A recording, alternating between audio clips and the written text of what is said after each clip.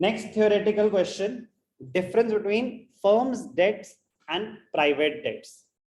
Firm partnership firm की क्या liabilities है, प्राइवेट डेट्स आपकी पर्सनल कैपेसिटी में आपकी क्या लाइबिलिटीज हैं.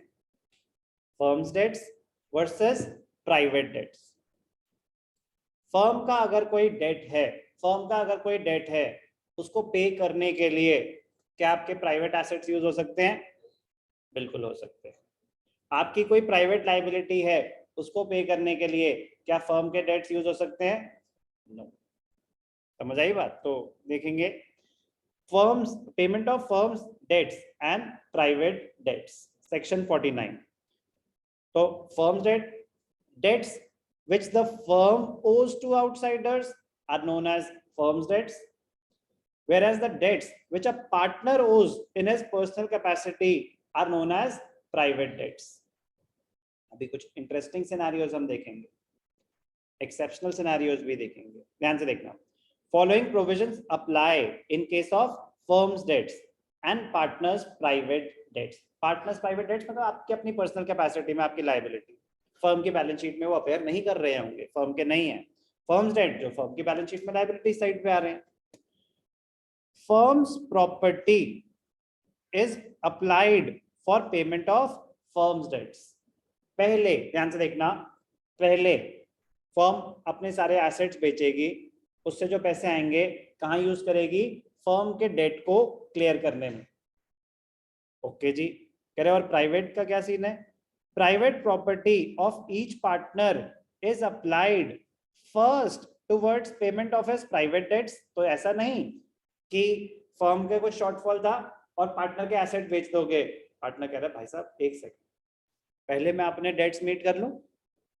फर्म की प्राइवेट प्रॉपर्टी पहले यूज होगी उसके प्राइवेट डेट्स पे करने के लिए. उसके बाद अगर उसके पास कुछ एसेट्स बच गए तो वो यूज करे जा सकते हैं फर्म के डेट्स पे करने के लिए भी. पार्टनरशिप में अनलिमिटेड लायबिलिटी होती है, जैसे सोल प्रोप्राइटरशिप में अनलिमिटेड लायबिलिटी होती है, पार्टनरशिप में भी अनलिमिटेड लायबिलिटी होती है. तो अनलिमिटेड लायबिलिटी का मतलब ही यही होता है, the partners private assets can be used to pay debts of the firm if the need arises. But order समझो कि पहले फर्म के एसेट्स, फर्म की प्रॉपर्टी यूज होगी फर्म की लायबिलिटी पे करने के लिए, पहले प्राइवेट एसेट्स यूज होंगे प्राइवेट डेट्स पे करने के लिए. अगर आप अपने सारे प्राइवेट डेट्स पे कर चुके हो, उसके बाद अगर आपके पास कुछ बच गया तो आप यूज कर सकते हो, तो फर्म उसको ले सकती है फर्म के डेट्स पे करने के लिए. बट ऐसा नहीं होता कि आपके प्राइवेट डेट्स पे करने के लिए आपके प्राइवेट एसेट्स इनसफिशिएंट पड़ गए तो आपने कहा थोड़े फर्म के डेट्स तो मैं भी तो दे रहा था, तो चीटिंग है. अरे यही लॉ है. Private property of each partner is applied first towards payment of his private debts and surplus if any is applied towards payments of firms debts. तो प्राइवेट प्रॉपर्टी यूज हो सकती है फर्म के dates pay करने के लिए, firm की property private debts pay करने के लिए यूज नहीं हो सकती. फर्म, अगर फर्म बंद हो रही है, कह रहे बांट लो ना भाई, जिसका जितना कैपिटल है उसके बाद जैसे मर्जी यूज करना, दूसरे का कैपिटल थोड़ी ना ले लोगे आप, प्लीज देते, नुकसान हो गया. डिफरेंस बिटवीन वो आपके पर्सनल लेवल पे जो करना है करो, लॉ अलाउ नहीं करता. और difference between firm's debt and private debts, meaning firm का debt owed by the firm, private debts debt owed by a partner personally to any other person. Liability, all the partners are liable jointly and severally मतलब individually for firms debts, jointly as firm. तो jointly तो सब liable है ही हैं, personally भी liable हो आप. अगर फर्म के डेट्स पूरे पे नहीं हो पाए तो आपकी प्राइवेट प्रॉपर्टी यूज की जा सकती है.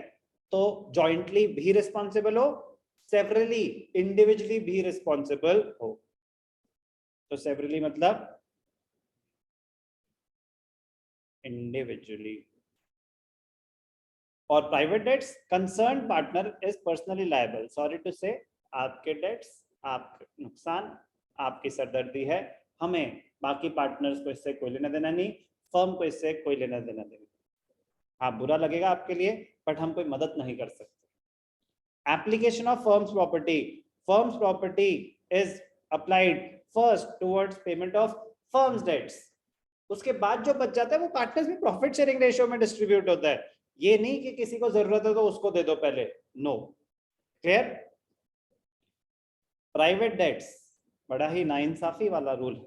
Share of concern partner in excess of firm's property over firm's debt can be applied for payment of private debt. Share of concerned partner, share of concerned partner जैसे मैंने बताया कि firm के assets थे 50 लाख, फर्म के dates थे 30 लाख, बच गए 20 लाख। 20 लाख तो वैसे ही पार्टनर्स में डिस्ट्रीब्यूट होने हैं, तो जो आपका शेयर है वो आप यूज कर सकते हो अपने प्राइवेट डेट्स पे करने के लिए, तो वो तो वैसे ही आपका पैसा है। बात समझ आई ना? शेयर ऑफ कंसर्न पार्टनर, तो share of concern partner in excess of firms property over firms debts, firm की प्रॉपर्टी 50 लाख, फर्म के डेट 30 लाख, बच गए 20 लाख। 20 लाख में से जो आपका शेयर है वो आपको बता रहा है कि आप इससे ना अपने डेट्स पे कर सकते हो। आप थैंक यू ही बोलोगे, कह रहे थैंक यू आपने बता दिया, वरना तो हम सोच रहे थे कि क्या होगा। आपके पैसे हैं भाई ये, समझ आया ना? तो कोई एहसान नहीं हुआ। समझ आ रहा है हो क्या रहा है?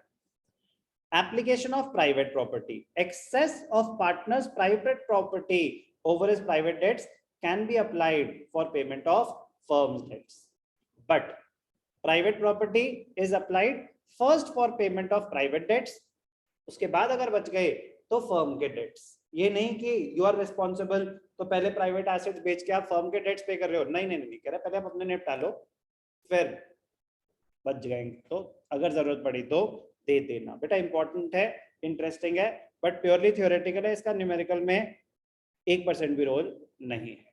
बट उससे क्या होता है कि जिसका रोल होता है वो तो बार बार होता रहता है, जिसका रोल नहीं होता वो अलग से करना पड़ता है। कर लिया तो याद रहता है, नहीं करा तो इतना थिन लाइन ऑफ डिफरेंस होता है ना, कभी कभी वो क्वेश्चन इतना कॉम्प्लिकेटेड बनाएंगे, समझ नहीं आएगा कि सही क्या है गलत क्या है। इंपॉर्टेंट है, इजी है। Section 49 of Indian partnership act 1932।